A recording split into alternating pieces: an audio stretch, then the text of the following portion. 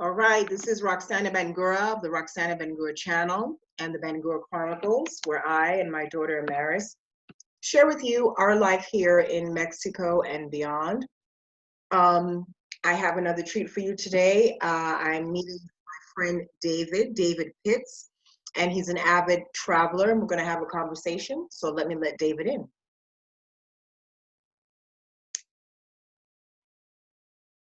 Hey, Davido. Hey, David. Welcome. How are you? How are you?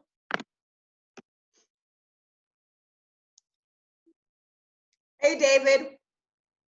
Hey, Roxana, how are you? I'm good. How you doing? How you doing? You look great. I'm doing fine. How's everything in Mexico? Everything is okay. We're okay. How are you and how are you where you are? How are you in Texas? Um, I just found out that a friend of mine is she's really ill. She's a coworker, and she's really having a hard time right now. And so it's not looking good here. And we have an administration that doesn't care, and Do you people want don't to care. do you want to continue or you want to try another day? No, we can continue. I'm just say my prayers for my friend. I hope she's okay. She's she's suffering from pneumonia and bronchitis. And she said this is like the worst thing she's ever felt. She said this is nothing like the flu. It's nothing like pneumonia. Like she had pneumonia before, but she says this is just incredible. So she has COVID-19? Yes, she said this is just an incredible,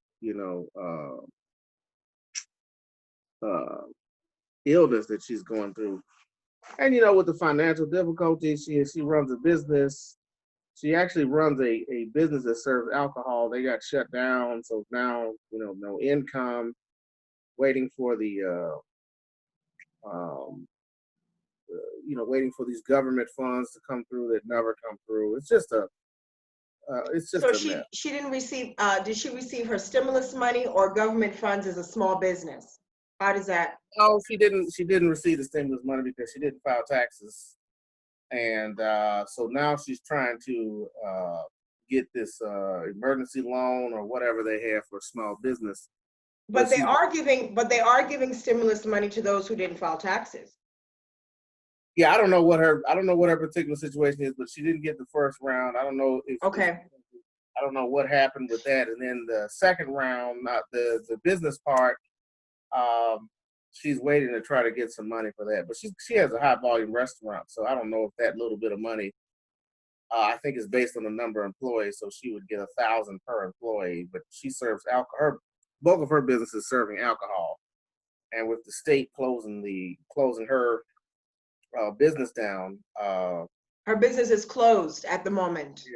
yes. So So she has no income coming in and she's sick. yeah, none. So yeah, it's tough. It's tough out there. Now you're in Texas, right? Yes. Are you in the Dallas Fort where Dallas or Houston or where? In Dallas.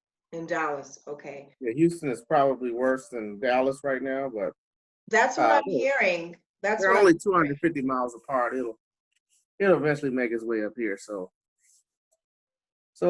we people are not they're not listening to they're not wearing masks. There's no mandatory mask order. It's all about self responsibility and individualism, and I'm going to do what I want to do. And so they're I think they closed the bars back down, but my friend thinks it was at a bar. She said she was at a bar like 2 weeks ago, and she said she was there too long, and she thinks that's where she contracted it. Was at a bar. She said she was hanging out at a bar and hanging out in the bar, not like get alcohol to go. She went to a bar, and she thinks that's probably where she ran into her.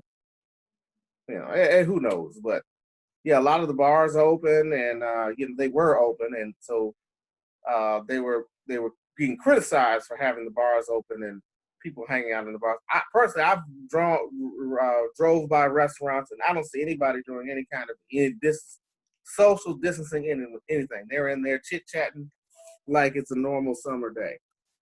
So you have to understand that this part of the country is very conservative.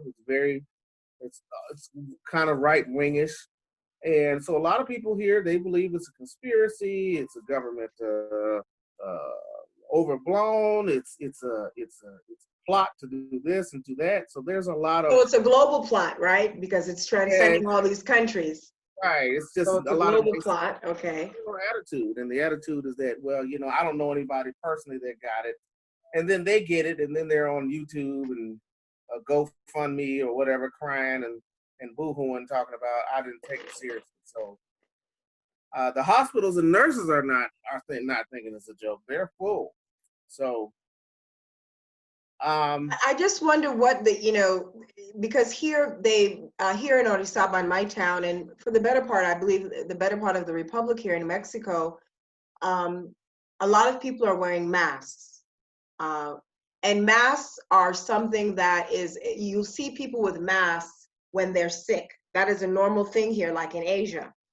Why do you think so many people are being so resistant to wearing the masks? it comes down to this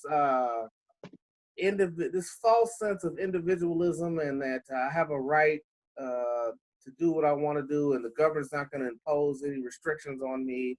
It just comes from that attitude. There's an attitude here, and it's pervasive throughout the country, and I think that a lot of people are just resistant to it because it comes from the government. If it came from somewhere else, they probably would wear a mask. But people are resistant to it. They're resistant to wearing masks. They have to be told to wear masks. They have to be forced to wear a mask. We have counties. Some cities are enforcing the mask. Some cities are not enforcing the mask. You've got lawsuits saying that the mask infringes upon my public freedom.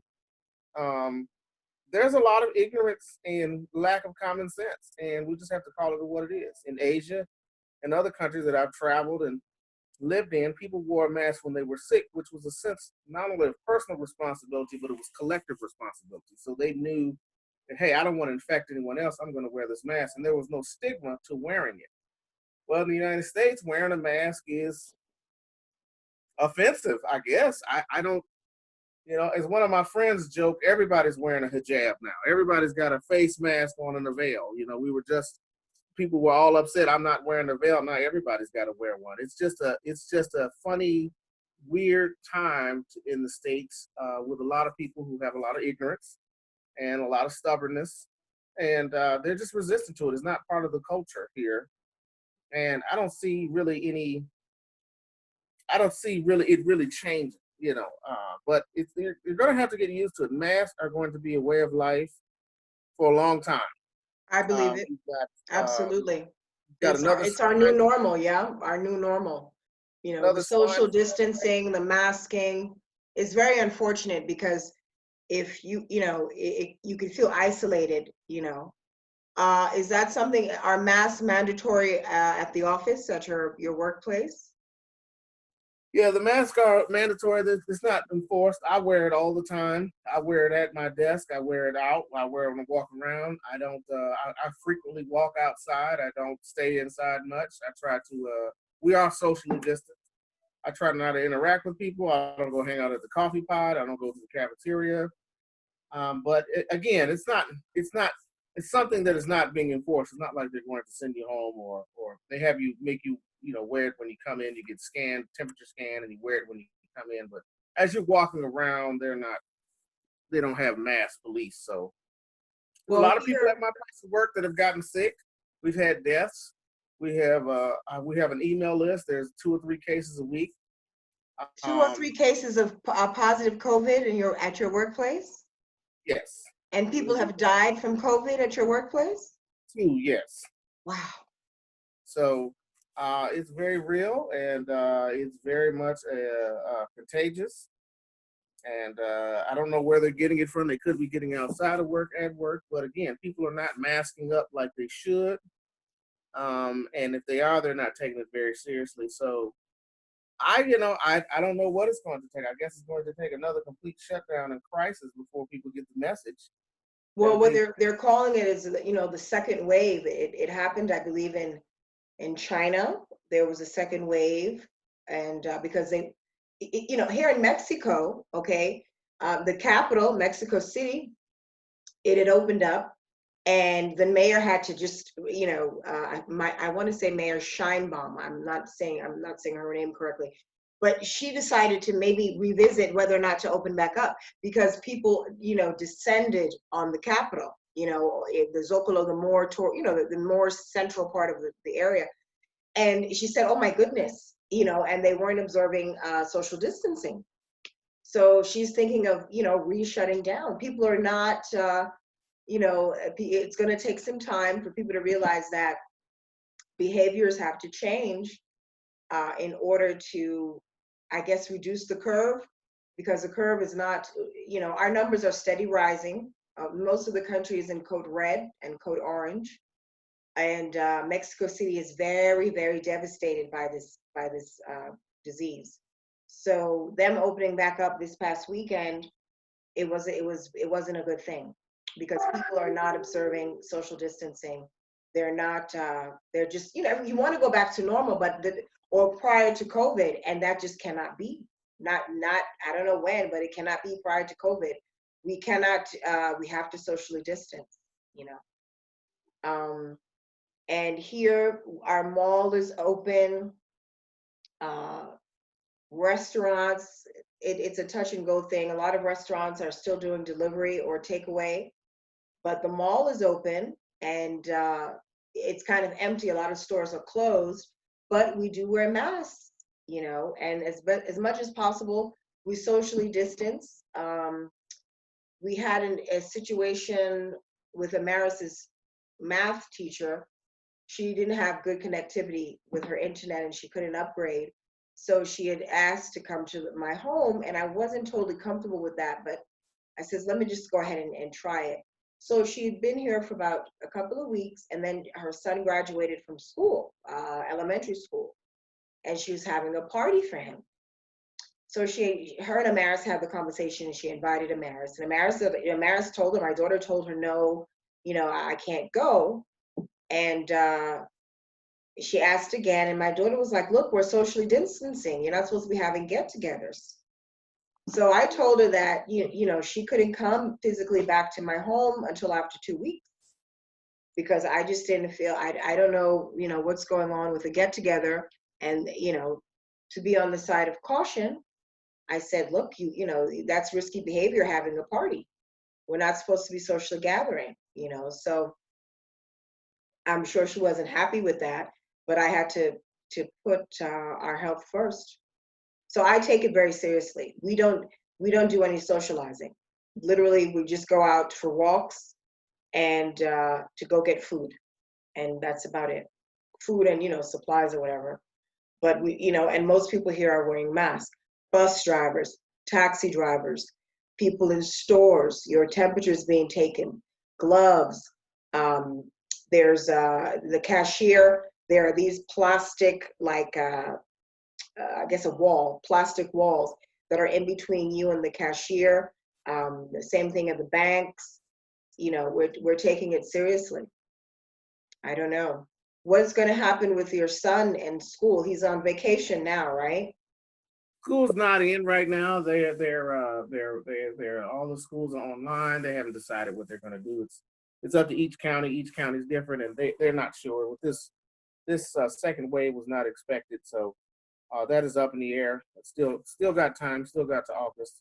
Some school districts. Well, isn't it? Texas is what, the first or second week in August? It's early August, isn't it? So relatively soon. I mean, it's less than a month away, right? And plus, you have an issue with the teachers union. The teachers union, there's some pushback from the teachers union about. Oh, the few teachers that are, the teachers that I know the American teachers on my timeline, they're like, hey, we need to talk to us, because obviously teachers don't want to get sick. I don't want to get sick, so I'm not returning to the classroom here. That's the problem, is that the teachers will get sick. Yeah. People, they're dealing with public education, so people are not taking care of their children. Yeah. A lot of people don't have some public children or private. It's a big risk for the staff. Right. So, I'm not returning to the classroom because of COVID. So I considered it, and it was something I was toying with prior to COVID, but then COVID just finalized the decision for me. Says, well, that's that. And that also really, prior to COVID, we had decided to go online for my daughter's education, But COVID was just like, hey, that's it. This was we're not returning back to a traditional. We don't want to be tethered. We don't want to be tethered to a school, physical location for work and school every day. So COVID really crystallized that for us to be virtual. Now, your job, is there a possibility that you would be virtual? No. Okay.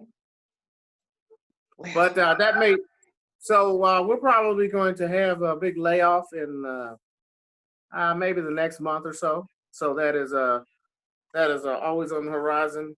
But they've been warning us, and so most everybody's prepared for that. The economy is going to have a big shift in the next couple of months.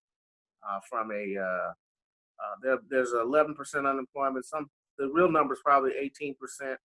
Soon 11%? It's that high? I thought I last heard it was 10. 11% unemployment is very high. About 14, 15% because people have stopped looking for work. And soon it'll be 20% because the big businesses are going to lay off this fall. 20% unemployment. Yeah. So United States will be close. We'll be close to. I mean, that's a depression, right? Right. We'll be close to those depression numbers.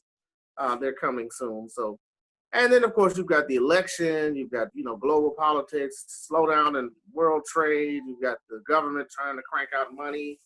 So with that comes deflation of the dollar. It's a lot going on. And then, but what a lot of people don't know is that the hidden costs are these medical bills. A lot of people are complaining who are recovering from COVID that they're getting $500,000 medical bills, and they're going to be forced into bankruptcy. So there's an entire, or the government is going to have to bail people out. And who knows who's going to be who's going to be in power. We don't know who's going to be in power in the next 4 years. So it's a very unstable time right now. I really, I think yourself and other people are in an advantageous position because despite the criticisms, you know what to expect. You don't have a crisis in the government. You're also dealing in a country that's, Mexico is going to be more resourceful because they're able to deal with a lot more problems all the time. Americans are not used to this. They're not used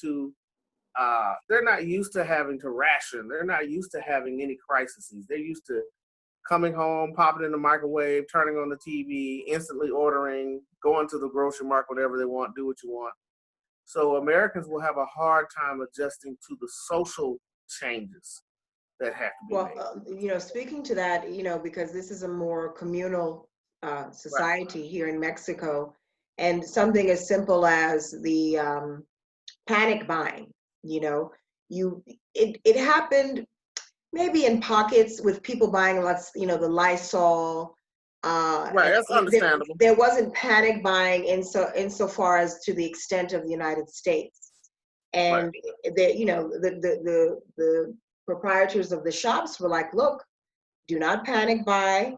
We will have supplies. And people really complied. And there wasn't really a shortage. And I'm speaking to my area. I don't know what's going on in other places, but there really wasn't a shortage of products. It maybe the first couple of days in March, but then after that, it really didn't continue. And I remember talking to my friends in the States, and a friend of mine has a dog, and I was telling her, oh, you need to get Clorox. There's a Clorox bleach for dogs that, you clean up after the dog. The dog is a puppy. It's not potty trained. And she said, there's no Clorox. I can't find Clorox. I was like, what are you talking about? You can't find Clorox. She said, Roxana, Clorox is like one of the hardest things to find right now. Yep. And I just thought that was ridiculous. But, panic buying and, me and mine. And that's not a thing. And people here are very communal. And, you think about the next person next to you. And that's just the way the society is here. And that is a good way to be, especially in a pandemic and a crisis. What's really been amazing is that the Caribbean has done remarkably well. Yes, they Jamaica, last I heard, maybe had 15 or 20 deaths. Well, I'll tell you, Antigua too. I got people in Antigua, And they had virtually no cases, and then they opened up.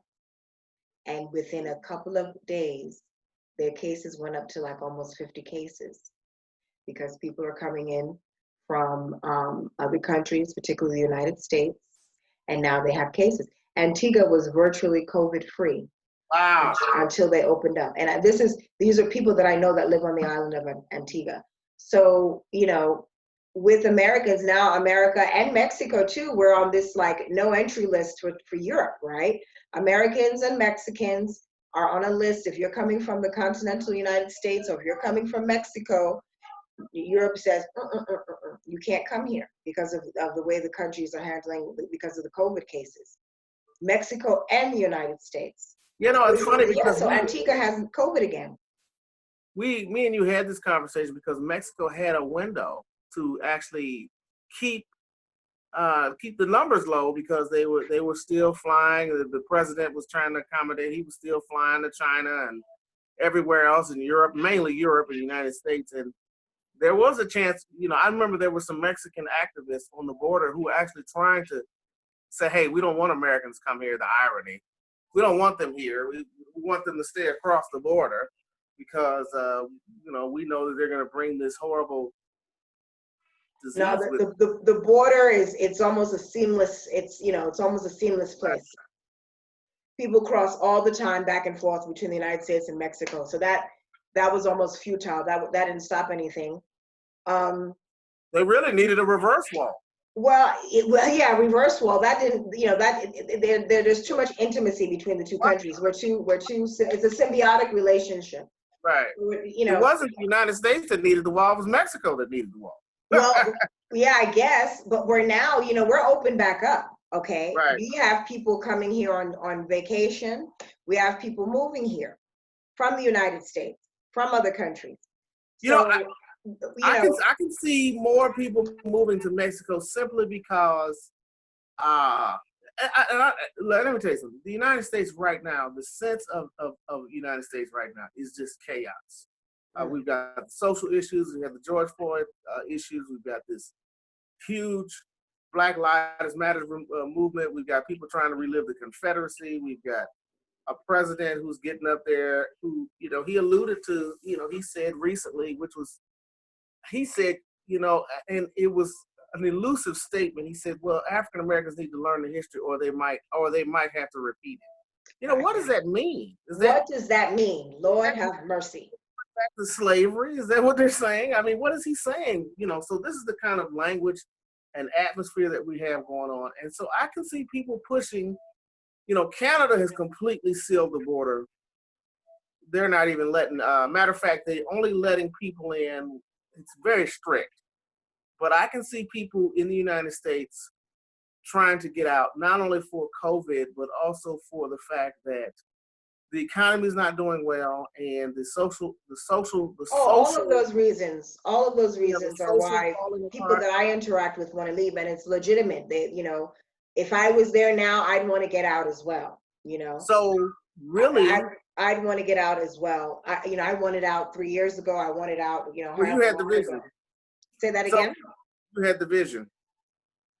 I don't know if I had the vision, but it wasn't a new vision. That, you know, I said it in a previous video. I've been wanting to leave the United States since I learned about Emmett Till when I was 14. Wow. And I wrote about it online the other day. I learned about Emmett Till at 14, and I couldn't believe such horrors. And then Rodney King happened about 3 years later. And I saw the video when they beat up Rodney King, and I thought, you know, because I hadn't really seen a video of police beating people. Like I had never seen that before until I was like 16, 17. Now you see it all the time. So yeah, now I see it all the time. And I thought, you know, in my youth, my folly, you know, my naiveness, I thought, oh, the police can't do this. They're gonna go to jail. Like that's what I thought at 16, 17. And then when he didn't go to jail, I was like, what? You know, I couldn't believe it. And between those years, that was the beginning of the end for me in terms of, oh, I don't want to stay here. It started at 14 and it became crystallized at 7. I made that decision at 14. I made the decision I don't want to continue. I don't want to spend my life just in the United States. That's when that decision was made. So this is not, it's not a new thing for me. And my mistake was, when I traveled in my 20s and I lived outside the States, I should have stayed out.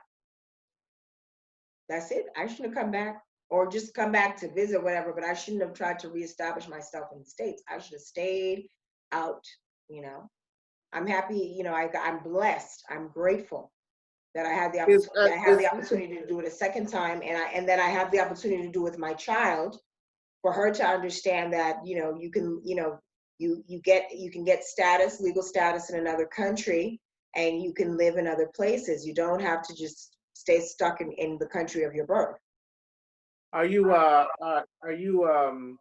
I know you had talked about some other areas in Mexico. Are you going to explore other areas? Yes, I'm researching different places to move to. It was probably never, that you go through phases, right? You go through phases, and we've been here, this Pueblo, for 3 years, and it's been good to us. No problems really to speak of. We've learned a lot, but it's a small town. It's a beautiful place. It's a small town, and there are too many other places that I want to see. We've traveled. We want to continue traveling around the country, and we're looking at other places. I'm obsessed with the West Coast. Me, a New Yorker, I never thought I'd live on the West Coast, the Pacific Coast, but I'm obsessed with. I want to explore that part of the country. You want to be near that water. I want to be near the water. I don't necessarily have to see the water, but it would be nice if I lived maybe a good 30, 20 minutes away, or like a 20-minute walk to the ocean. Now, there's a lot of African Americans living in Playa del Carmen. What's going on with that? Playa del Carmen it's beautiful. It's on the Caribbean, and you can have it's a paradise. It's very Americanized. Oh, Very okay. Americanized. So if you wanna do Mexico like you're on a permanent vacation, you're gonna go to a Playa del Carmen. I've never been there, but from what I've heard and everything. No, I know that there's a large there. expat community there, and there's a large black, not large, but there's a sizable community there, and but there's also a sizable black diaspora in ¿cómo se llama? In Tijuana. Right, because the border, yes. In Tijuana. So, the two extremes of the country, the north and the south. I couldn't imagine I don't want to be in any deep part. I don't want to be in the extreme south or the extreme north of the country. I like living in the middle. I wouldn't want to be way down south, and I wouldn't want to necessarily be way up north. Or to me, it's more beneficial to be closer to the northern part of the border than to be deep south. So, Playa del Carmen wouldn't be a place that would interest me to go and live. How is your internet business and consultations going? It's going. Someone reached out to me today, in fact, for some medical information concerning dental work. So I have to look into the dentist that I know here, securing a dentist for him, and referring him to this dentist and finding out. Yeah, so it's going. It's plodding along. There are people who are interested, obviously, like you said, because of the climate, particularly in the United States, with the social climate, the political climate, the racial climate, the health climate, all of these things, people are looking to get out. And like you said, Mexico is an obvious option because right. Mexico and Canada are the two obvious. They're the first candidate. I'm so proud. Unfortunately, Mexico is going to pay the price for being open, and I understand, right, because of the economy and tourism. I totally understand that it needs these dollars and euros or whatever to come in, but there's a price that Mexico will pay. Yeah, and that's the hurting part of it, is that Mexico. Of course, we all can look and play Monday morning quarterback, but there's a way to get the dollars, but be more intelligent with how you let people in. Maybe having some quarantining, some isolation. That's not happening, though. That's not happening. I know. And it's bad because people are coming in at will and just bringing it with them. Yeah. So we are going to be in this cycle for a while. I don't see anything getting better prior to 2021. Oh wow. Yeah, I don't see I'm no, so because proud of you. people are moving here. People are vacationing here. They said, like, I read I think in Mexico News Daily, 300,000 people are due to vacation in Cancun this summer. You know what? You've got to be, to go to Cancun, because Cancun basically is just a resort, and to go to Cancun with all of those people would just be, for an individual, for me or anyone else that I would know personally, would just be foolish. Because they're gonna go there and they're gonna get sick. Well, people are doing it. It's not stopping anyone that, we're in a global pandemic and that you're bringing in diseases and transmitting it to locals. And it's just not, it's not stopping anyone from taking their vacations for the Instagram likes, for the Facebook, Right. clout. And people are moving here. Now you're Because not in a tourist area, right? You're deep. I'm in a tourist area for locals or for Right. Mexicans, but no, I'm not in a tourist area for United States immigrants or Canadians. Really? No, and I'm happy about that. I'm very happy about that. That's that's intentional. I'm so proud of you. I go back often. I look at your beginning videos, and you've made such remarkable progress. It is just. I don't think so. My videos suck. I think that you I just gotta put more bells and whistles. But I thank you. You have, because I remember I can go back and you get to realize that what you're doing is funny because you've written a vlog of your life, of this period in your life that will last forever and ever. Past your great great grandchildren will be able to see their great great grandmother going to Mexico. I never thought about it like that. Your daughter's daughter will be able to see. I never thought about it her like great grandmother Roxana do her thing, and it's beautiful because you got it when you were packing your bags, and you were in Maryland, I believe. You were packing your bags, and you were going down there, and the look on your face on those first videos was nervous, and I don't know what to expect, and excitement. And now I see you. You got pictures. You sunbathing. I thank you. I didn't realize, documenting this, how impactful it will be from my daughter, and Yes. she chooses to have children. I didn't realize how impactful it was, going through it step by step. And I did it not really, and I don't know, I mean, what was the motivation for me starting the channel to journal this? Is because it's a journal, right? Right. I don't know what back when motivated me journaling to wasn't journal. that popular, and journaling wasn't a moneymaker back then. Back then, people weren't making. You started journaling when it wasn't all this monetizing and super chat. Remember, you were kind Oh no, people were monetizing. I'm not new. Yes, but it I'm wasn't. not special now. I'm not special. It wasn't like I'm no, late. but it I wasn't should have like it gotten is on now. YouTube years ago. Yeah, but it wasn't like it is now. Now YouTube, everybody's vlogging to make money. You were vlogging simply to give out the information. So you weren't on there saying, "Hey, I'm Roxanne. I'm moving to Mexico. Okay, by the way, send me $99.95 so I can set you up for your tour." You were just you were doing it naturally and organic, and that's what I like about it. You were natural, you're organic. You were just making them as you thought they would come up. Of course, now it's it's a business now. You gotta do this kind of marketing and stuff. Yeah, but it's a business. The progress that you've made, because everybody watching was like, okay.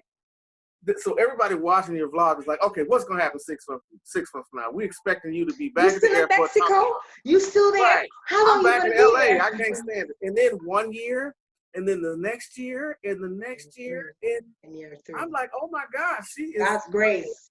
God's grace. We're still here.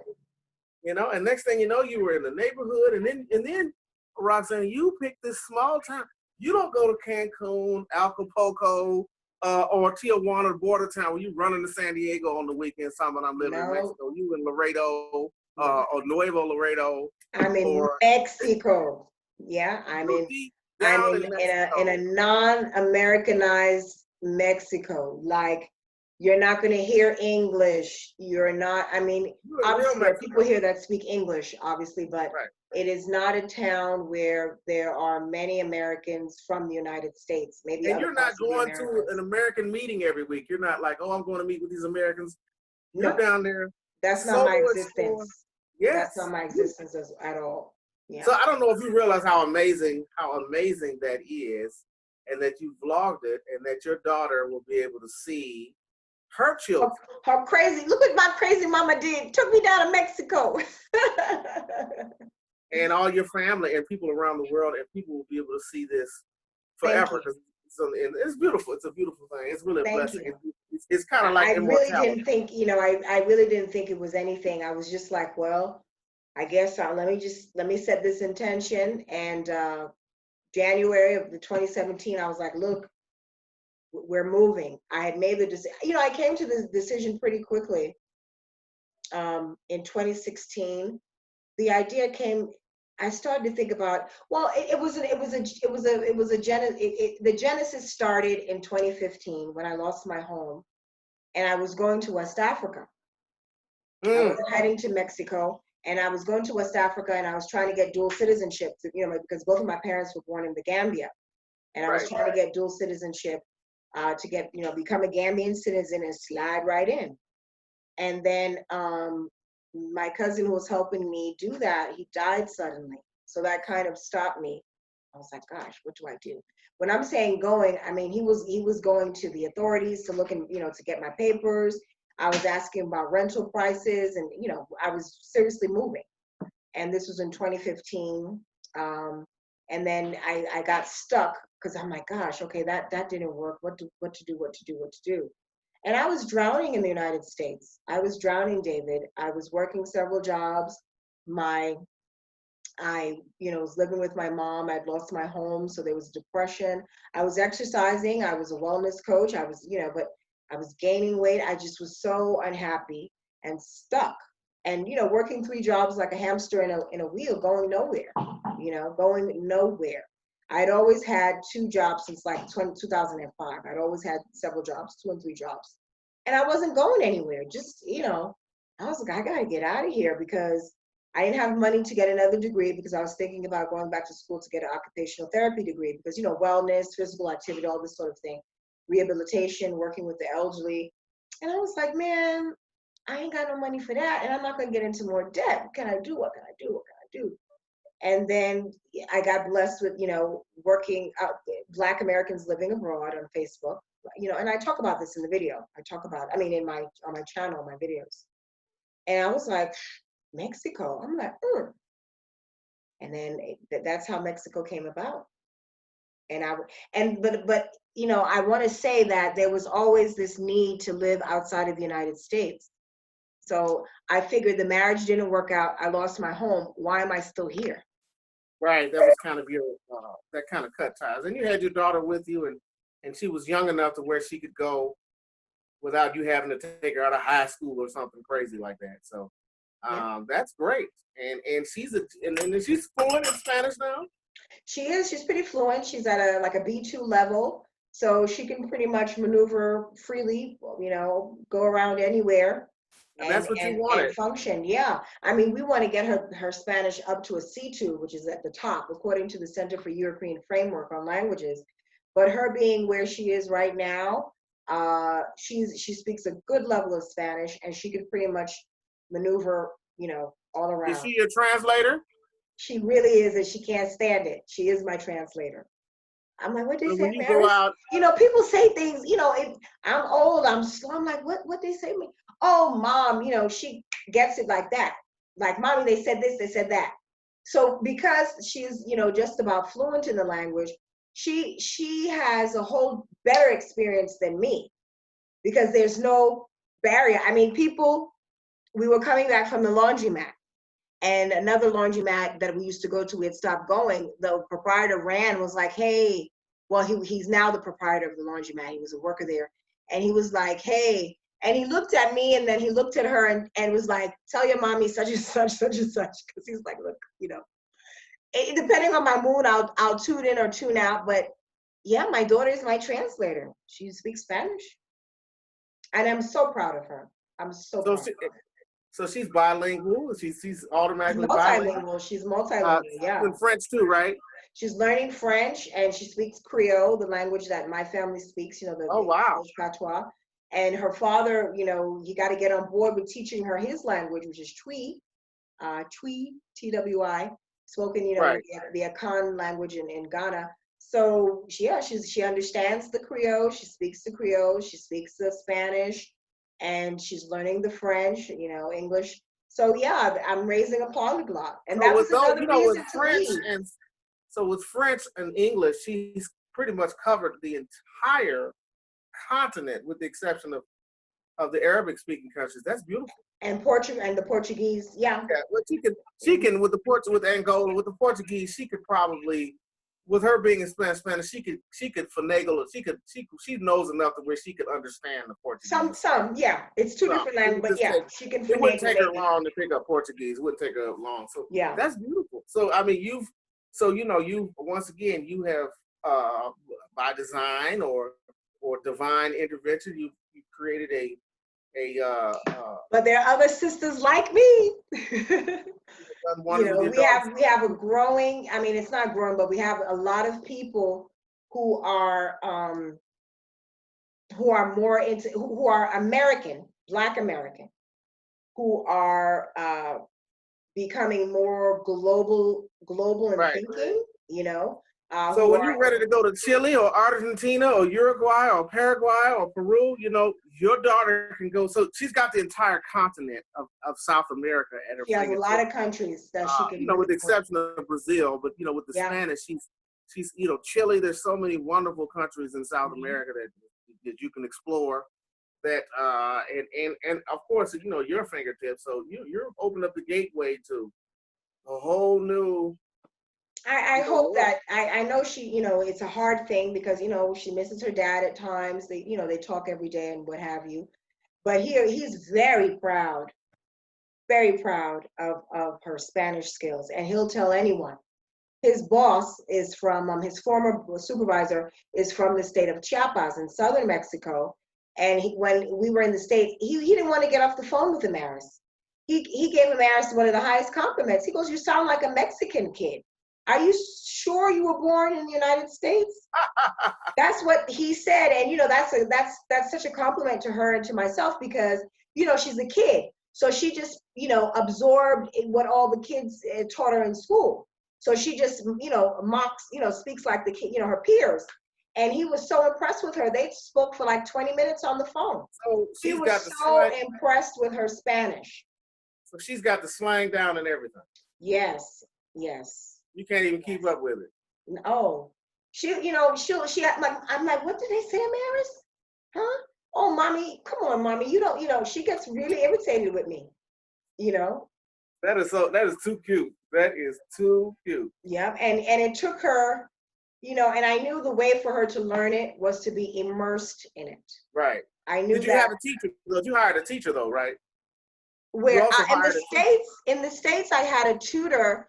My church sister was from Monterrey, and her daughter was a kindergarten teacher, Monterrey, Nuevo Leon. So she used to come by and teach my daughter Spanish.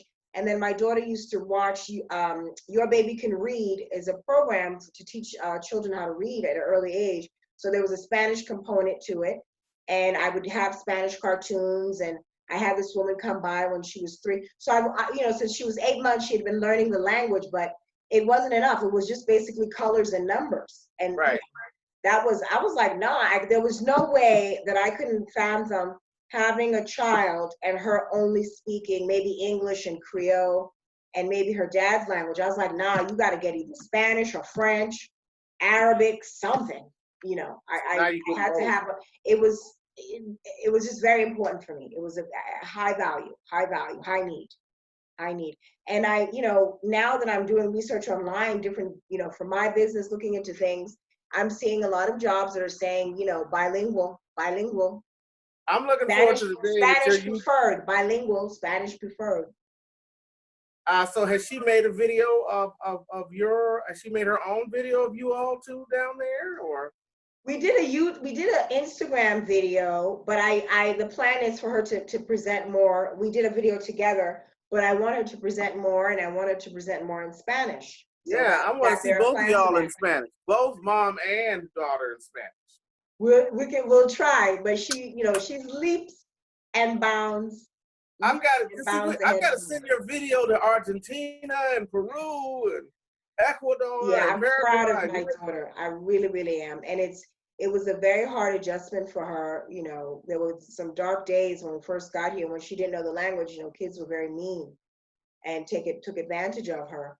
And But now, guess what? Now she knows Spanish, but she knows English, and they don't. So the yeah, the a lot it's of the kids here, they're learning English, but it's not in a functional way. So well, it's your not, daughter.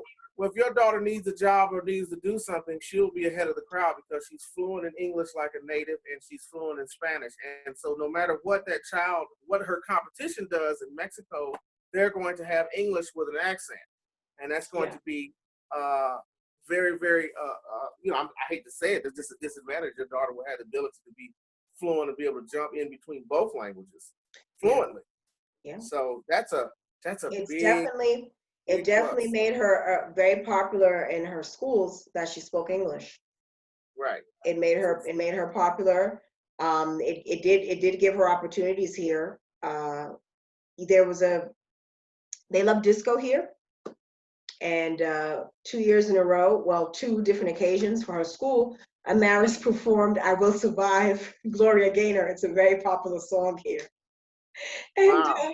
yeah, I mean, when I say, you know, my baby was a mini celebrity, you know, people filmed it. I mean, the crowd went wild, okay, to the point where a couple of weeks afterwards, we would be, you know, out and about in town. Oh, were you the little girl that performed at, you know, the Uheme, you know, the talent show? You were great. You know, it gave her notoriety, you know, and because she killed it because, you know, she's a native English speaker. She's Black. Gloria Gaynor is Black. So Amaris, I mean, it was fun. I was very proud of her. But my daughter is a showboat. She likes to dance and everything, perform.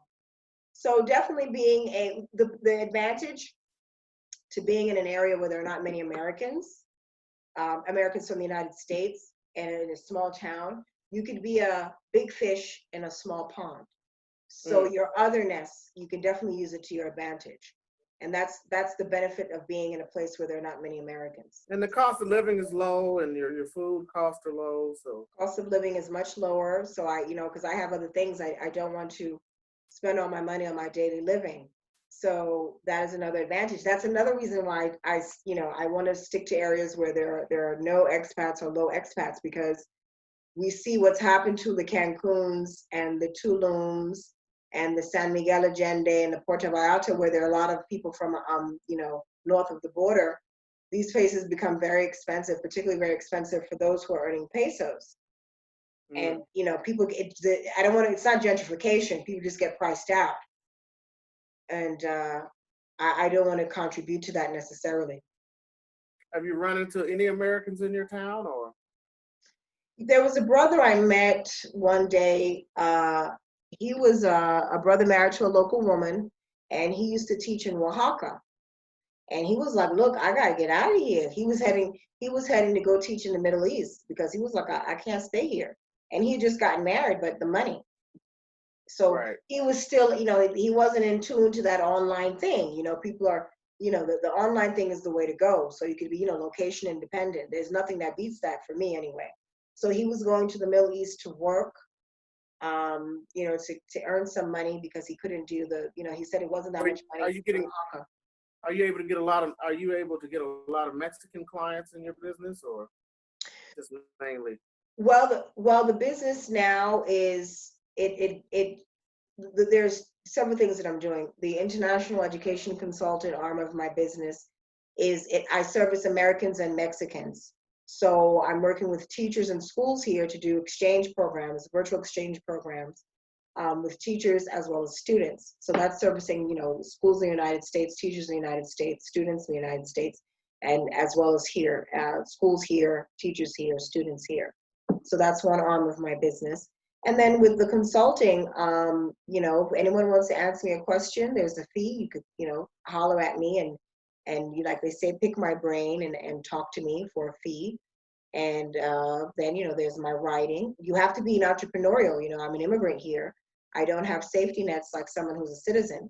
So I have to, you know, you have to be resourceful. You have to be resourceful, especially with this climate of COVID-19. You have to be resourceful. And that was always the plan, as you and I used to discuss. I feel like you're interviewing me, as you and I would always discuss that, you told me, Roxanne, you told me about Patreon. David Pitts is the one who put me onto Patreon, and he was one of my first Patreon sponsors. I had never heard of Patreon until David told me about it in 2017 or 2018, David. When did you tell me? 18. 17, right? Or 18? 18. Okay. So he put me onto Patreon, and I don't know how old it had been, how old it was at the time, but what a great resource, and I'm sure there'll be other copycats. I'm sure there's other copycats now. They've done some things, they've changed or whatever. And you told me, Roxanne, you have to produce more, but I was caught up in working with these schools. Right, you were working. So now you have, yeah, well, I'll send you some more tools, and they're real easy to use now. Yeah. They're even more lucrative now because there's just so many ways people are getting sponsored online. They're working, they're doing various things, and it's a wonderful opportunity, especially now. And what's funny is that COVID has forced everybody to go online, so it's no longer a stigma to it. It's like online is in person is the one that's the stigma. So online is the way to go. So now most people want to do business online, whether local or international. They don't want to meet with you. They don't want to sit down with you, and you're not meeting at coffee shops no more, and libraries and office buildings. There's no point in having an office anymore. This shows that you can do everything online. It's really unfortunate, it's I don't know, very Jetsons. I don't know what movie to reference here, but if this is our new normal, it could be very isolating. It is isolating, for people who. Well, I think the next thing they're moving toward is people are forming like tribes. They're isolating as groups. So a group of people are actually moving together, and it's happening in California. I saw it in some other places. Is it really? That makes sense to me. They've also built COVID. They're also building COVID communities where you get tested. This is the bizarrest thing, but it's in California. It started. You get tested, and you isolate after you get tested, and then you stay. You can come in, but no, you come in, and everything is self-contained. But if you go out, you can't come back in. So it's a self-contained community. Yes, this is starting. Now, of course, this is geared toward the wealthy, but they claim it's going to be, we're going to have different income levels where you can stay in this community. But basically, you're forming this tribe where you're in this community and you're in this one place. I don't know exactly how it's going to work. Did you read that? I will send you the article. It was actually in, I don't know if it was in Forward or it was in a couple of California magazines and newspapers that picked up on it because this developer said that of course somebody's going to make money. He saw the big potential in this money-making thing on like if I develop these in marketing to wealthy clients, people who have the money. So, but what young people are doing is that they're forming COVID tribes. They're forming a community of 9 to 10 people. They're living together, they're working remote together, they're entertaining themselves, they're doing whatever they need to do. And so that's the next thing that's going on. People are forming these little tribes where they just kind of isolate and socialize among themselves. With a big family, I can see that. With strangers, that would be something new, because, how can you really, know that somebody really doesn't have it? But that's what's going on. I know that one of my friends in New York, this is a very unique. He was a martial arts instructor, and of course, martial arts has been devastated by COVID because you've got to have a partner to practice with. And so he has a big house. So his students have moved in with him. So he's got like 8 or 9 students living in his home, and they train, and they pay a little bit of tuition, and they pay him a little bit of rent, and they all work remote. These are all people that can remote, and they even stand up in his house. I mean, it makes perfect sense to me. It makes perfect sense to me. They can continue studying their art form, and he can still earn income. And yeah. It's communal living. That makes sense to me. That'll be the next thing is communal living. I don't know if you heard about the Alaska town. There's a town in Alaska that had one bridge to the outside, and they actually cut the bridge in order to, I have to say, they decided to totally isolate themselves in order to keep themselves from keep them isolated. So there's been some extreme cases of this. How long People. do you think this is going to be? Are we ever, well, there's no going back to life the way it was. Well, there's going to be. So I'm not a. I believe in science. I do have I do have my suspicions, but leaving conspiracies alone for now. Um, if they come up with a vaccine and it's like polio, there's this big push for vaccine, there will be a slowing down of it, but I don't think that there will ever be a getting rid of it. So I think we'll have this for a while.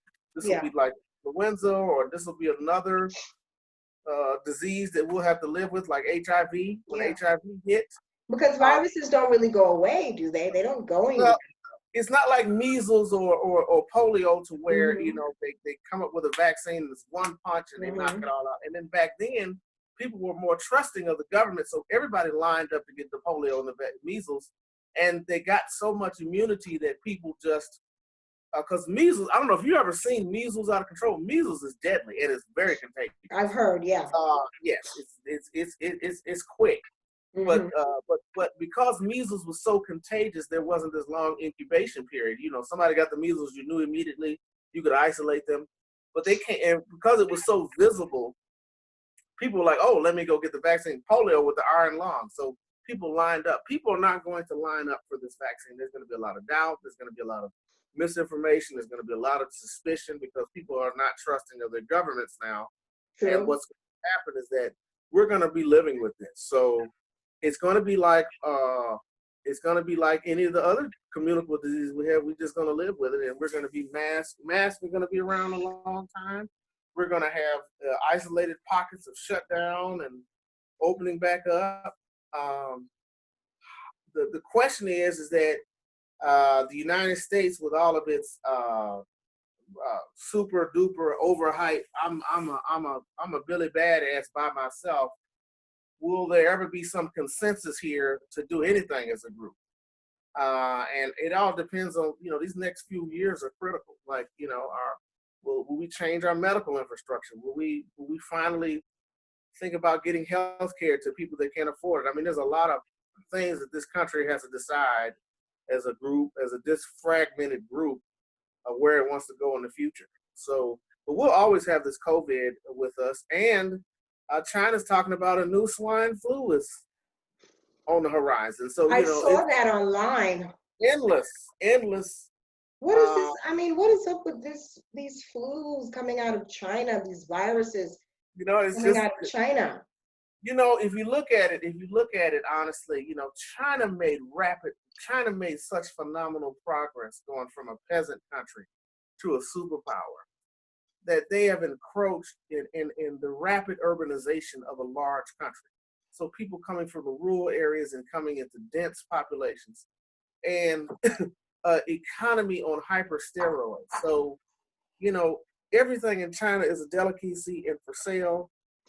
And with these economic strains on the environment, with us just cutting all the trees down, we're cutting it, and man is encroaching upon parts of the earth that were probably never meant to be encroached on. I don't know if you ever, there was Science magazine ran a special and said that, and this is bizarre, said that because of the global ice melting or whatever, that there were bacteria and diseases and viruses in the ocean that could literally be revived because they were frozen and now they're thawing out. The article was alluding to that we're going to be coming up, because we're doing such rapid damage to the earth, we're going to have cataclysmic, we're going to be, Totally we're in a plausible. battle with That's nature. totally plausible. We're in a The battle with virus was Mother Nature. preserved in the ice, and now the earth is too warm, right? Global Right. warming. So that, we've destroyed the earth. Human beings have just destroyed the earth. So, So, we're this rapid urbanization and mhm. it's a lot of things going on. Human beings are not using common sense. We're not using our God-given common sense. We're just running around here like a chicken with a head cut off. Everybody's trying to buy stuff. The pursuit of unlimited material gains is Mm-hmm. nonsensical now. It's like we've got to have more and more and more. We don't have enough, Mm-hmm. and I don't know what to say. It's just I don't think this is Definitely, going. definitely overconsumption. What do you think about companies like Amazon, basically, getting richer off of COVID? Well, they're at the right place at the right time. The sad part is that we all can't be Amazon. We can't. I don't think human beings can live life existing with just Amazon as the only place we're going to shop online. There is a need and an enjoyment out of social interaction, and it's also depressing to see stores and shops going out of business. Part of the human experience, as you well know, was getting paid and going out and buying something nice for yourself. There was the whole experience of going to the store and making the purchase and going through the thrill of purchasing and the decision making. It disturbs me that our children are not going to have the experience of going to a mall and going to, okay, this shoe over here, this store is more expensive. Let me go down to the next shoe. Let me go through the whole sales process. They're going to miss all that. They're going to be the click button generation. Mm-hmm. And it come in the mail. They won't be handling cash and transactions and Well, writing a check. Who writes a check nowadays? But yeah, I thought, that's something I have to teach my daughter, and I don't even know if I don't remember she the last sees time a I check, wrote a she might check. be like, "Mom, what's this? This is And real?" she sure will. She wouldn't know what it is. It's So always something that I don't use. Yeah. at least in Mexico, I mean, you still will have the ability to go walk down to a corner store or shop, or you still getting that old world kind of, you can walk somewhere and purchase something, or uh, Yeah, that's uh, still a thing here. I mean, online shopping is a thing here. We have Mercado Libre, we have different, websites, and Amazon is here as well. But I don't know. There's so many businesses that have been affected by this. But yes, you still malls and shopping, and there's a ton of shops. There's a ton of right. shops to have But that here, experience. you That's have to still a thing drive. here. You have to drive a long distance, and everybody's ordering everything. And Amazon is displacing a lot of businesses.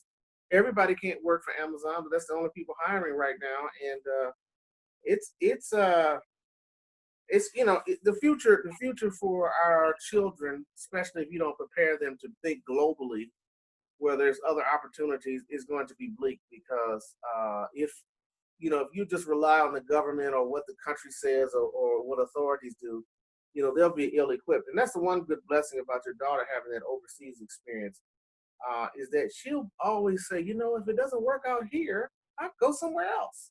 I hope that is my hope. Oh, they're Try not hiring try your you in hand Alabama? somewhere else. Yeah, they're Try your not hand hiring in the somewhere else. United States. I'm in Buenos Aires, you know? So, the skills that she will have will be incredible, incredible open door opportunities. You might So I see it. made a good thing by moving here for her to learn Spanish, or I'm crazy. I think you made a great. It's a bold move. It's a move that a lot of people won't do, and they because they don't, because you will see people following your footsteps. It's a bold move, and I think it's a brilliant move because you can see how it played out. Because you strip away the good jobs, the good homes, and the good economy from the United States, what do you have? I don't know. You can't even. You can't even. You're trying. You're struggling to come up like, well, what do we have? Just WalMarts and Targets? Mm. And people, in your old town, New York City, people are leaving in droves, looking at like, I got to get back to small town America. I don't want to live like this anymore. There are a lot of people. I mean, it's a reverse. Well, I mean, a lot of people are moving to New York, vice versa. But a lot of New Yorkers were everywhere. Yeah, a lot of New Yorkers have left, It's like, for I so think many it was reasons. I mean, the cost of living in New York is just, incredible cost of living, yeah. incredible, these economic pressures that are happening. And I don't think the United States could tolerate 20-25% unemployment. I think the country would just be in absolute chaos. I don't And think the you're United States thinking could that tolerate. that's where we're going. If we're at 11 now, those are the official numbers. But I you're think saying that it's a higher number. I think we're heading to 20% easily. Jesus. these big companies are about to, the airlines are about to lay off, the big companies about to lay off, and you got to realize that once COVID calms down, there'll be more layoffs because I don't think these industries can just bounce back like that. Plus we've got to tally up, how many people did we lose, what kind of talent did we lose, and all these sudden deaths.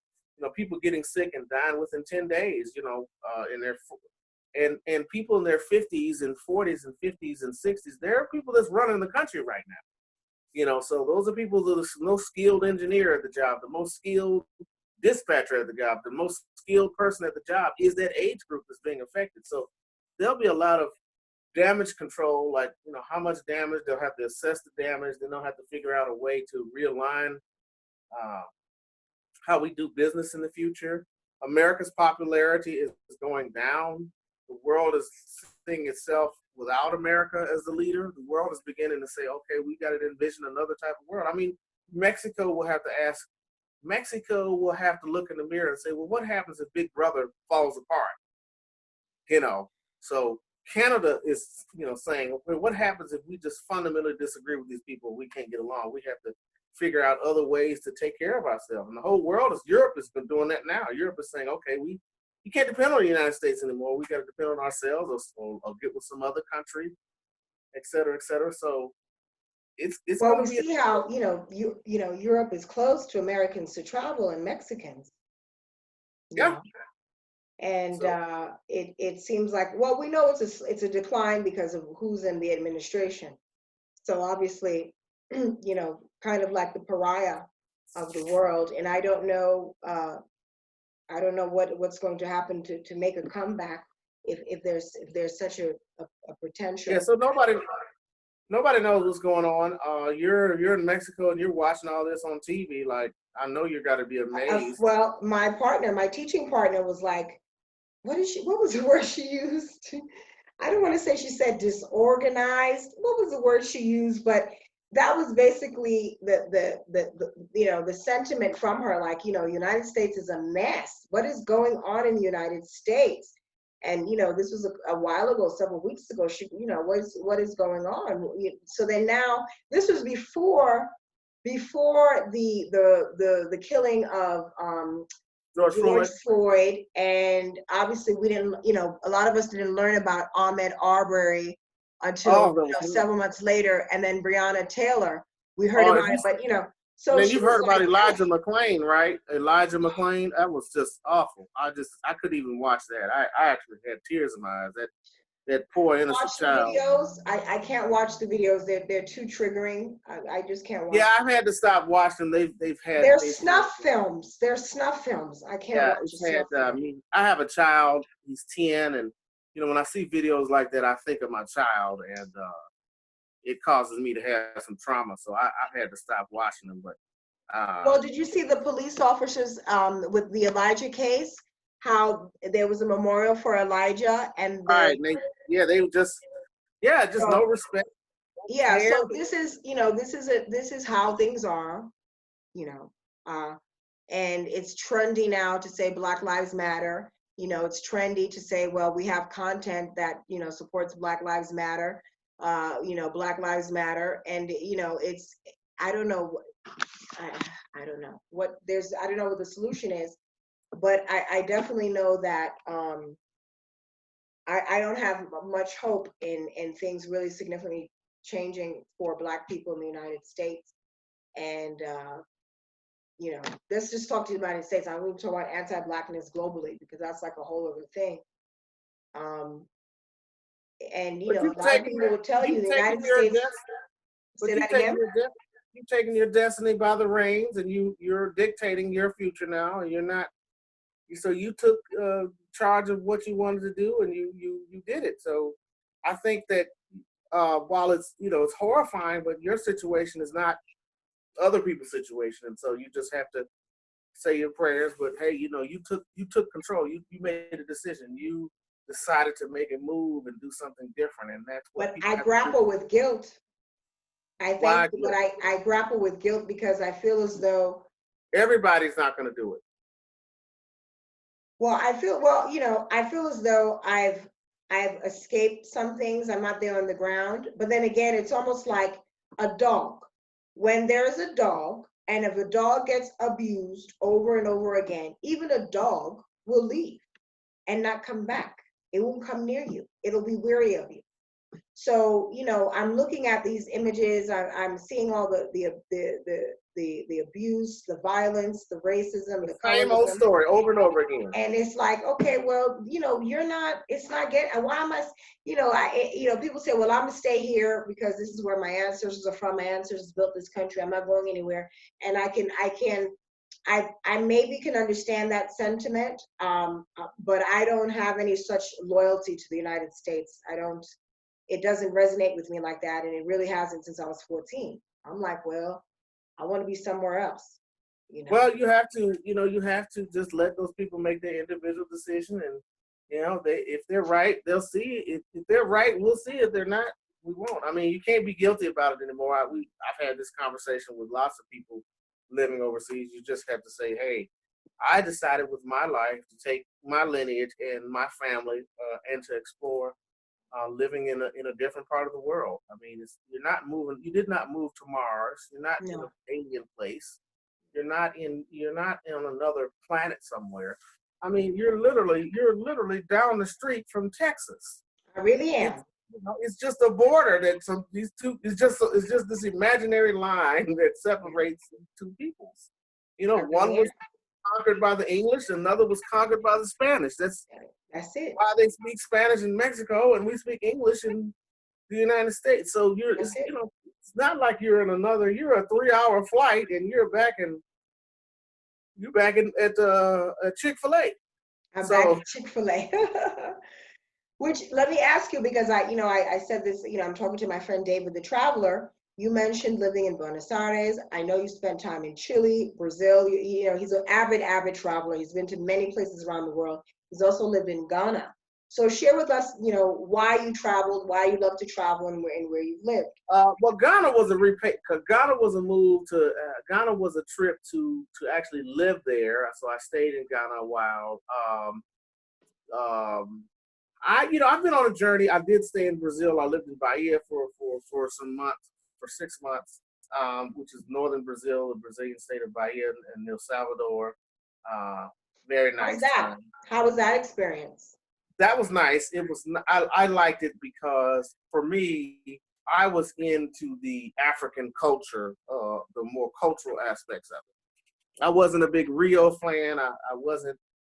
My personality, I'm not into the clubs and hanging out at these places and getting high and drunk and partying all night long. That wasn't me. I was more attracted to the cultural appeal of Bahia. I knew the history. I knew that the slavery, the Brazilian, with the mixture with the Brazilian culture. So I was very much attracted to that. So I did I consider, my friends would probably consider nerdy things. So I went on cultural exhibits. I went on archaeology, anthropology tours. I went to a candomblé, which is a syncretism between traditional African religion and Catholicism up there.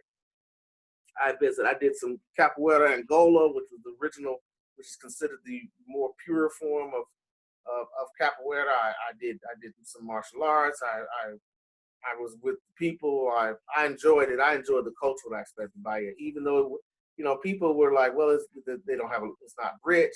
I wasn't there for that. I was enjoying the culture and totally immersed myself in it. So that was a very nice trip. Ghana, I regret leaving Ghana because. Why do you regret? Because Ghana at the time I couldn't see the forest for the trees, but Ghana now I look at it totally different because I'm older, I'm more mature.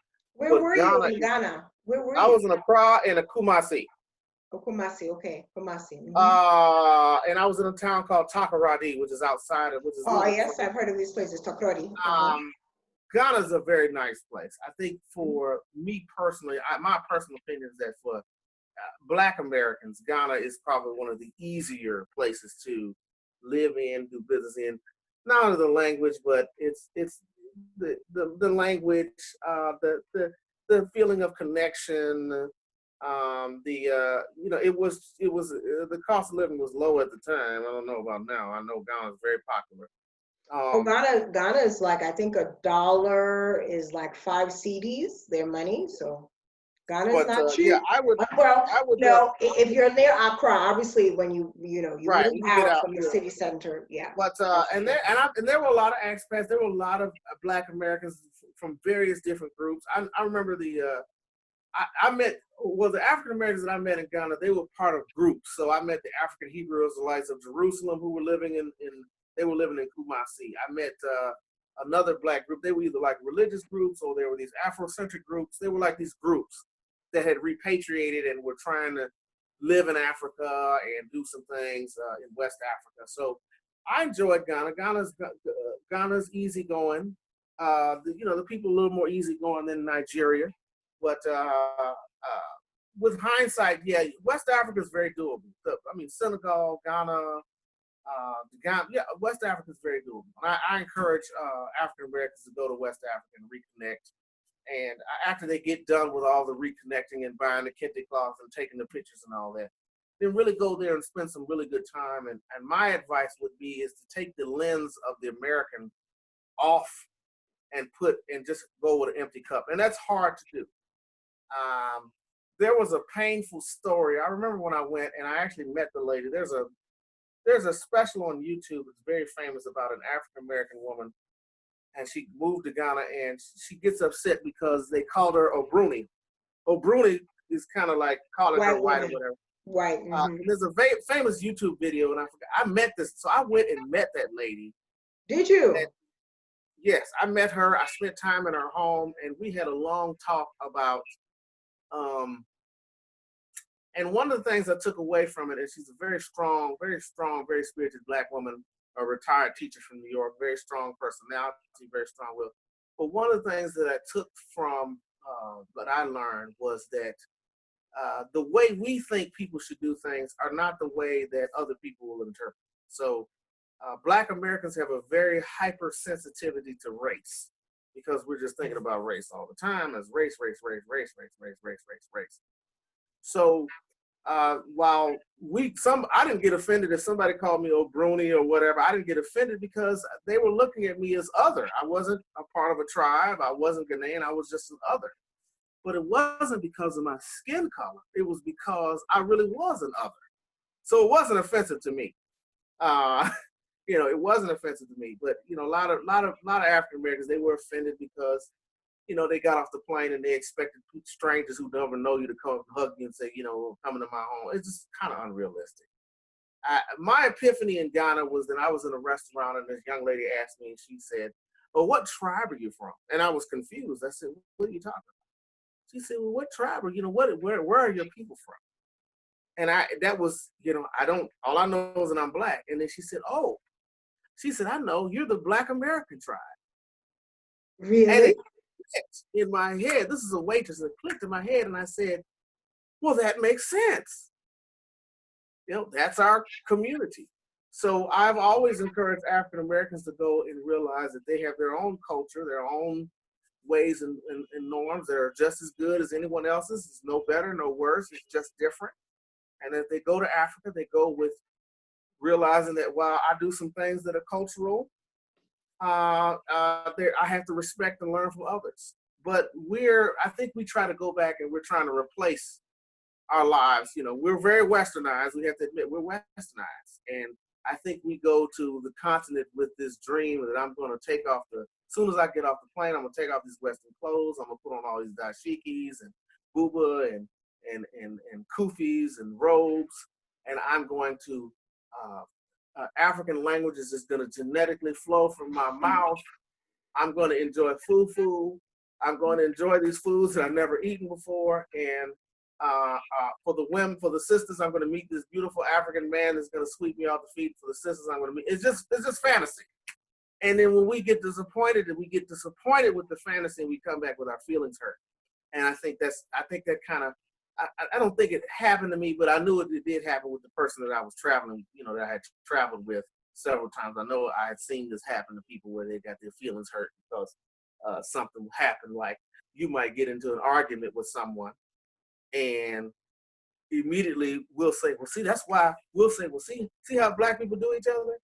That does, look, hold on, stop right there. We are in West Africa. Everybody's black. Yeah. So that how black people do each other, get that out of your mind. You are now an individual, for real, a real individual. This is true.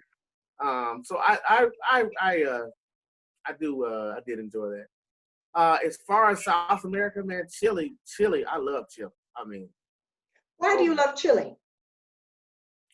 What's so there was special just about something Chile? about Chile. Chile was like the best of both worlds to me. It was South America, yet it was South America, Europe, America mixed and remixed all into one. And the Chileans they were just laid back. I didn't have any issues. Now there's some history of Chileans. There's a lot of Haitians there. There were refugees. There were Haitians there. I had interacted with some. That's so interesting to me. I wonder what, took them to Chile. The earthquake, Okay. the back-to-back earthquakes, the hurricanes. So the Chileans and also Haitian doctors are trained in Chilean medical schools.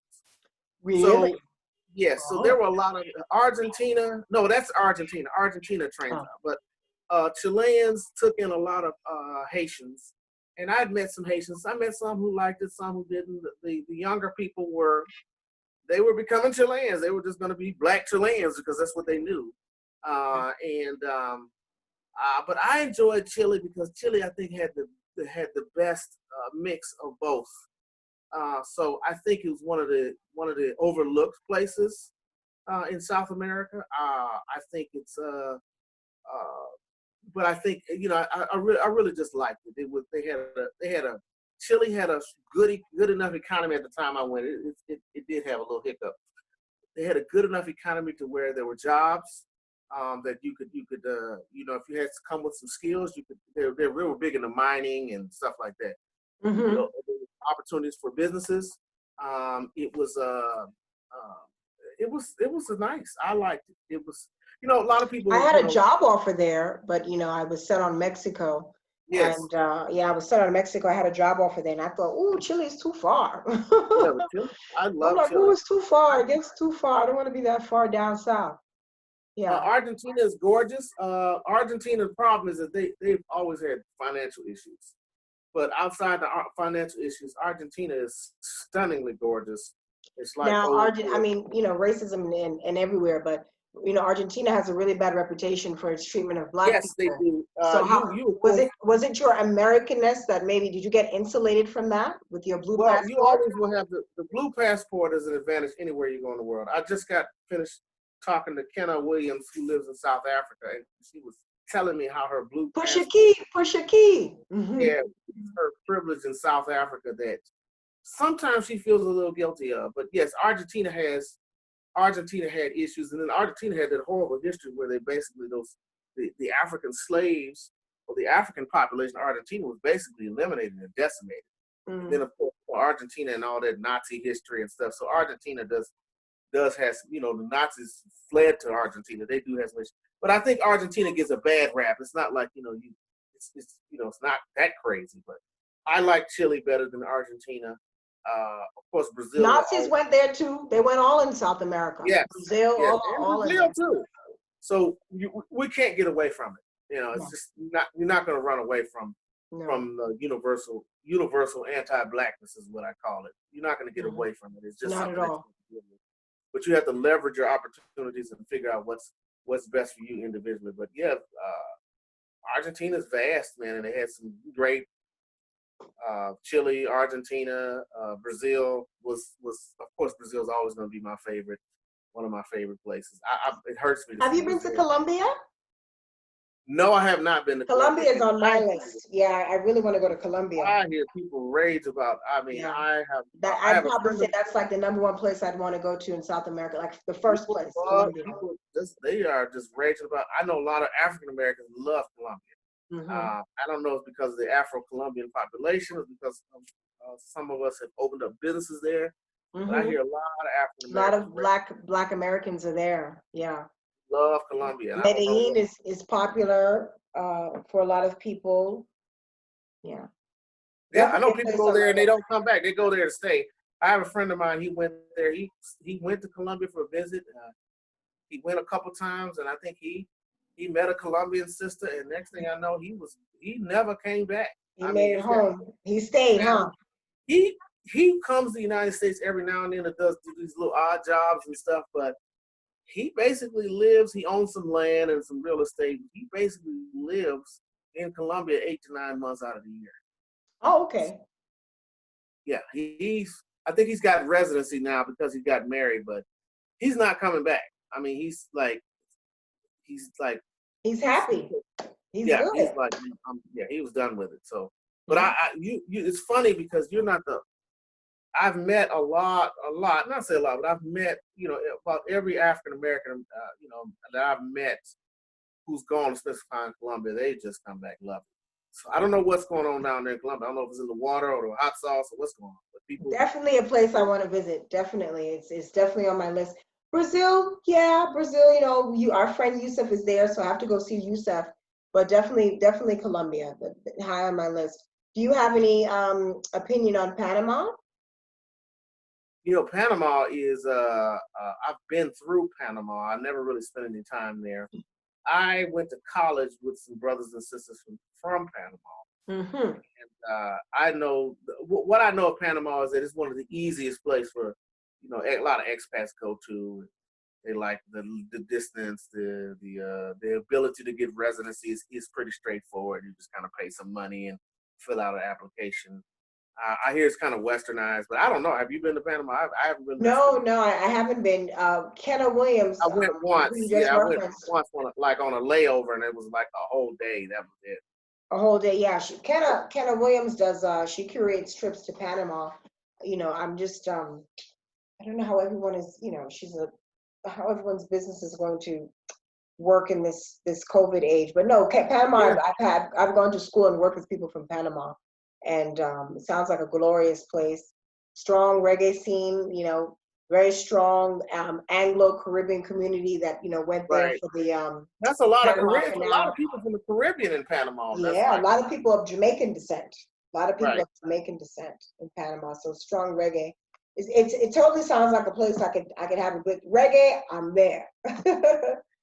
Good reggae, and I'm there. Reggae scene in Mexico, probably only in Mexico City, huh? There is a reggae scene, probably closer to the beaches in Mexico City. It's not a thing in where I am.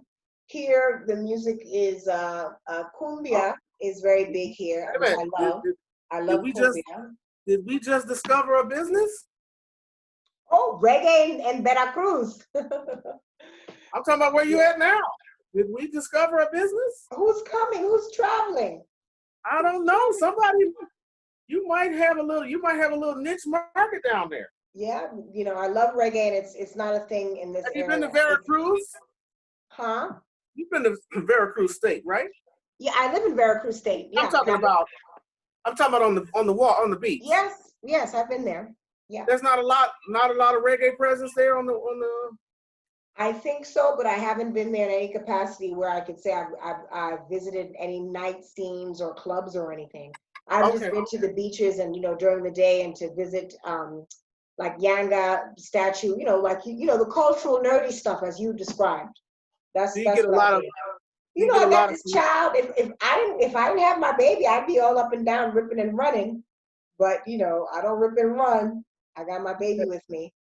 So have you there's been no is there ripping and running. a lot of people from the Caribbean in Mexico that you've seen, or they're probably mainly in the cities and I've met other Black Spanish speakers from Honduras and Guatemala, and a sister from Haiti.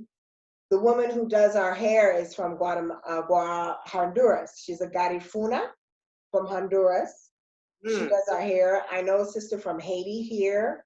I'm friendly with a brother from Jamaica who lives So when here. are you gonna interview these brothers and sisters from Honduras? Look at all the content you got. Look at all the content I got it. I'm gonna get with the Jamaican brother. I'm gonna talk to him next, I think. I gotta talk to him And you next. can get your daughter to translate the Honduras system. Yes, I sure can. That's a very good Yes, she can do idea. an interview, and that would Yeah, go viral. See, yeah. interview her. The Honduran sister, she does hair and she performs. She Oh, wow. performs the traditional Garifuna. Well, she did, when the world was open, she used to perform in El Centro, her traditional music. So how did you run across her? Because I was gonna ask you, like, your hair. How did you? I saw a Black woman and I was like, "Hi." I was outside on one of the main streets here and sitting down or waiting for someone, and she walked by me and I was like, hello. She was like, hi. We hugged each other. We took a picture, and that's how we met. That's how we met. And she just happened to do hair. And she just happened to do hair. Yes, sir. Wow. So that was a blessing. So when I'm when I don't feel like doing my hair, whatever, I go to her. She's done my daughter's hair. The Jamaican brother, he was coming out of his job, and I was like, I'm Maris, a Black man, and he was across the street. We were in the park. I was like, hello, and he looked and he stared like he was surprised to see us, because we don't see each other. We don't see Black people like that. And he brother crossed the street, introduced us, introduced himself. We exchanged numbers, and that was in 2017. So he's become a friend of mine here, and so that's a brother directly from Jamaica. He's married to a Mexican woman here, and a Haitian sister. She was walking. I was like, hi. She was kind of hesitant, and then we talked. I have her number, and then we saw another brother. I don't know where he was from. He might be Haitian, but he was very friendly. We spoke to him. So we're here, many of us. I was walking with a local Mexican person, a friend of mine, and a guy ran up to us. He ran. And he was like, are you Cuban? Are you Cuban? I was like, oh, no, I'm not Cuban. I'm not. I'm from the States. My family's West African. He was like, oh, same thing. You're African, same thing. He was like, oh, me and my wife, we thought you were Cuban, but it doesn't matter. We're African, whatever, you're the same thing. And he was so happy, he ran. I mean, he was like far away. He ran to come say hello to me. Have you met any other Cubans there? Yes, I'm friendly with a Cuban sister here. I'm very friendly with her. Yeah, she's helped me a lot. So I know. Now you can go visit Cuba from Mexico when the flights open back up.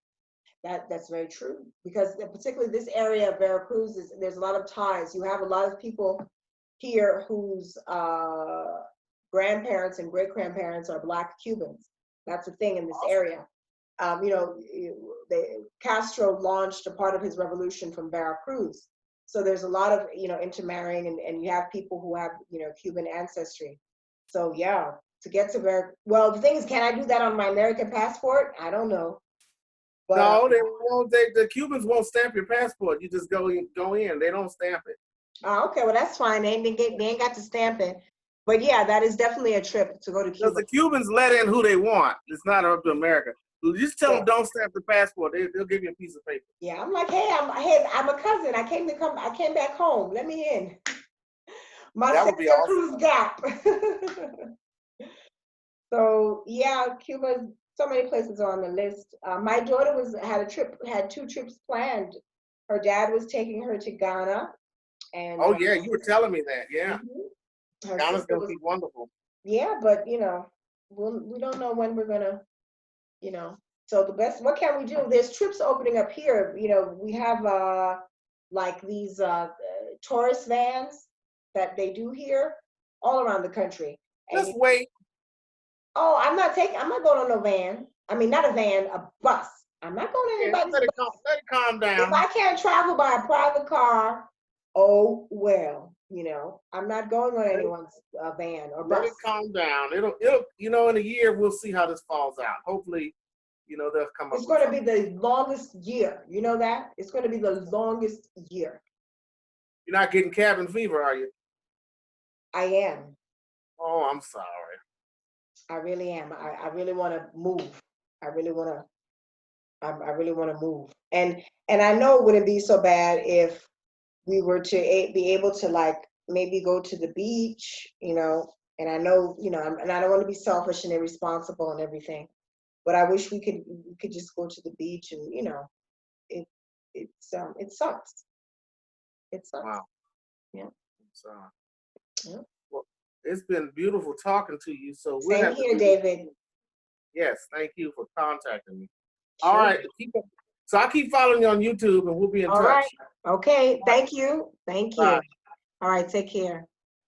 All right. This is Roxana Bangura of the Roxana Bangura channel and the Bangura Chronicles, where I and my daughter Amaris share with you our life here in Mexico and beyond. Please remember to like, subscribe, and share.